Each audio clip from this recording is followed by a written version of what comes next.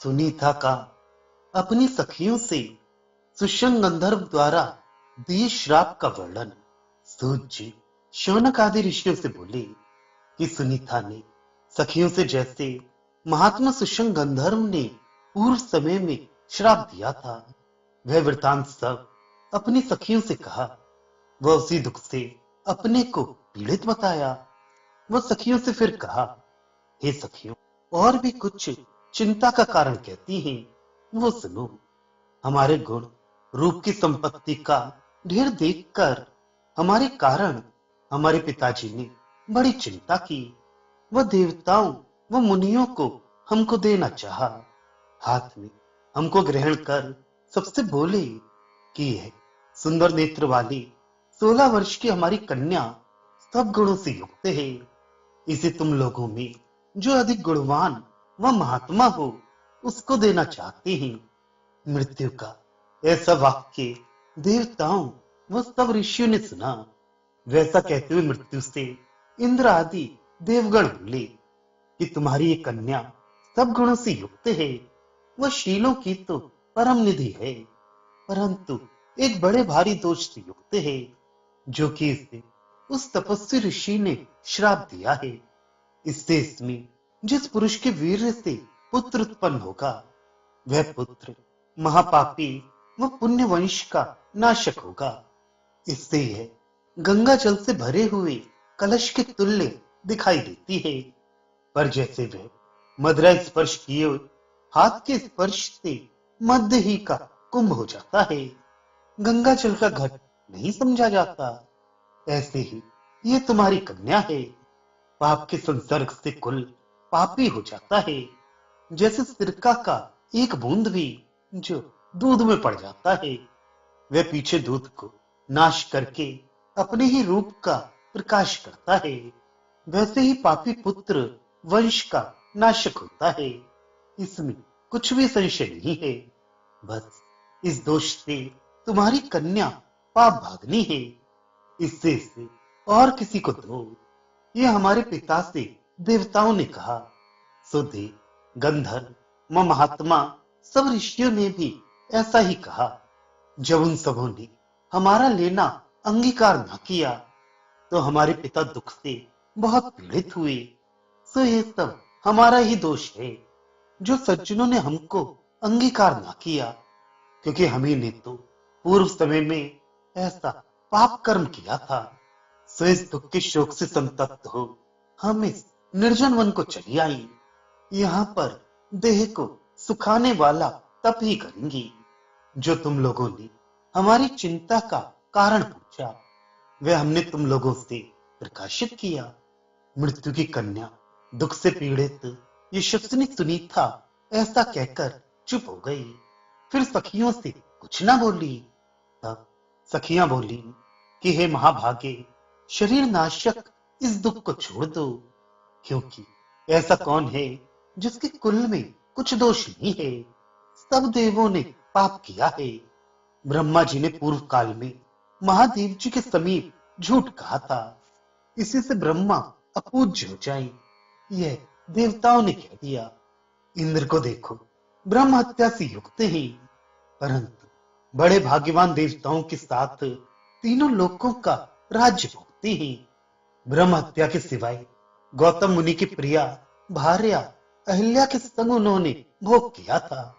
सो पर स्त्रीगामी होकर भी देव क्या देवराज कहलाते हैं।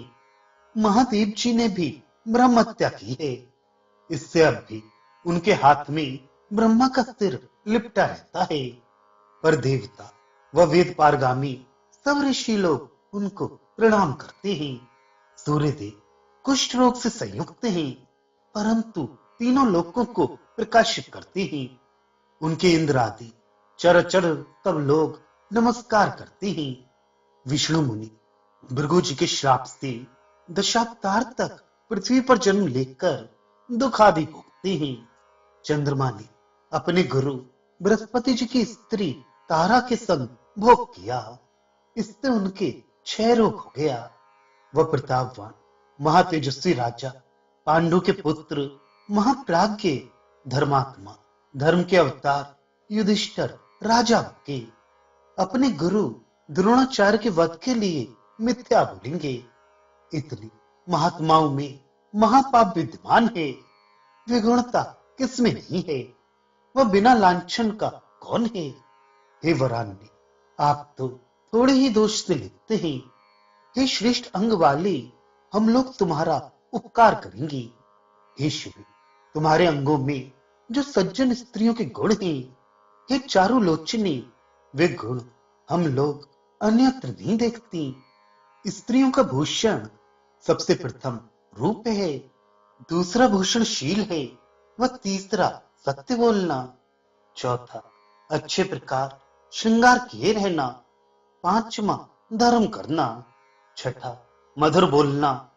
हे वरान्य, सातवां भूषण अंतःकरण व बाहर से शुद्ध रहना, आठवां पिता का भाव रखना, नौवां पति की सेवा करना, दसवां सहनशीलता, रति में कुशलता, ग्यारहवां भूषण है वह पातिव्रतत्व, बारहवां भूषण है। हे वरवर्णी, हे बाली, हे वरान्य, इन 12 गुणों से तुम युक्त हो। जिस उपाय से सुधर्म करने वाला तुम्हारा पति होगा, वही उपाय हम लोग करेंगे। इस विषय में हम लोग प्रयत्न करेंगे। ये सखियों से सुनीता ने सुना। वह यह भी कि हम सब यत्न करती हैं, तुम साहस ना करो। साहस करने से होता हुआ भी कार्य नष्ट हो जाता है। सूत जी शौनक आदिकों से बोले कि जब सखियों ने सुनीता से ऐसा कहा, तो वह सखियों से बोली कि जिस उपाय से धर्मात्मा पति हमको मिले, वह उपाय हमसे तुम सब कहो। यह सुन रंभा आदिक उसकी सखियां उससे बोली कि आप रूप मधुरता से युक्त व ऐश्वर्य को बढ़ाने वाली हैं, ब्राह्मण के श्राप से डर के कुछ भयभीत हो गई हैं, इससे हम लोग यहाँ आई हैं। ये सुंदर नेत्र वाली मृत्यु की कन्या से कहा, आपको एक ऐसी विद्या देंगे जिससे पति मोहित हो जाता है। वह सब मायावी पुरुषों को भी सब कल्याण देने वाली है। यह कह सबों ने सुनीता को सुख देने वाली पति मोहिनी विद्या दी। वह कहा कि हे भद्रे, जिस देवादिक को तुमको मोहित करना अभीष्ट होगा, उसको देखकर ये विद्या पढ़ना, वह आप तुम्हारे पास आ जाएगा। जब वह विद्या पाकर सुनीता ने उसे सिद्ध किया, तब वह परम आनंदित हुई। वह अपनी सखियों के संग पुरुषों को देखने के लिए घूमने लगी। घूमते घूमते उनने उत्तम नंदनवन को गई। वहां गंगा जी के तीर पर एक उत्तम पुरुष ब्राह्मण को देखा, जो सब लक्षणों से संपन्न सूर्य के तेज के समान तेजस्वी था, लोक में रूप में अद्वितीय था, मान दूसरा काम ही था। देव रूप से महाभागवान व भाग्यवान और भाग्य देने वाला था, उपमा रहित था, क्योंकि विष्णु के तेज के समान उसके तेज की प्रभा थी। वैष्णव वह था ही, इसी से विष्णु के तुल्य पराक्रमी था।